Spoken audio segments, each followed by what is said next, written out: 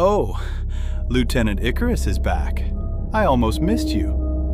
I'm warning you, Carlo. I'm not in the mood for your bullshit. You just let 3 test subjects into our base of operations. One slip-up, one look in the wrong place, and they could have found out what's in that closet. They're not ready for this yet! That's enough, both of you.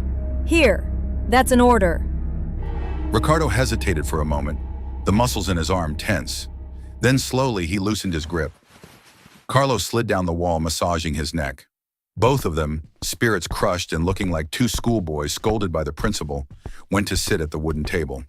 Melania sat across from them. The balcony shutters had been lowered, and the blades of light filtering through the slats drew luminous bars across their tense faces, hiding their eyes in the shadows. Melania lit a cigarette, the click of the lighter the only sound in the heavy silence. Riccardo, I've been watching you all day. You're too tense. You go from playing the fool to becoming as rigid as a loaded gun. It's an ambiguous, dangerous vibe. You need to do something about that anxiety if you really want to tail them without getting caught. I hate cigarette smoke. Melania's gaze hardened, like a lioness staring down at careless prey. Riccardo sighed, defeated. Yeah, you're right. I'm just tired. Melania didn't comment, but her silence was a sign of understanding. Then her gaze shifted to Carlo, turning stern once again. And you. Riccardo is right. You can't complicate things with your bullshit, or I'll be forced to send you packing with a kick in the ass. For the first time, Carlo dropped all traces of his usual levity. If Riccardo wants to earn their trust, he needs to become their friend. And the best way was to invite them here to see how they'd react.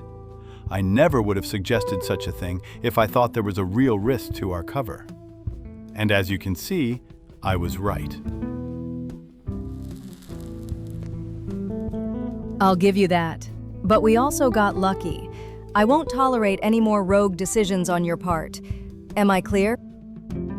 Yes, Commander. I've been watching them. They're green but promising. They have huge potential. Old Jerry was right about them.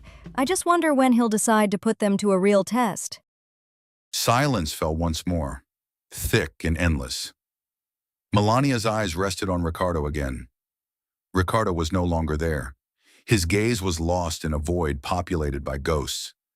The echo of a past pain, yet still pulsing. A sadness so vast it took your breath away. I consider our first debriefing concluded. You need to rest. Don't worry. You've got me and this knucklehead to watch your back. Stay strong, Icarus. Her tone shifted again, becoming practical, grounded. And now let's cook something. I'm starving, damn it. Carlo, don't just sit there. Open that pantry and get out the pots and pans. Riccardo, you set the table. Move it. Yes, Commander. They were tired, wounded. But for the first time since they had arrived in that city, they were a team again.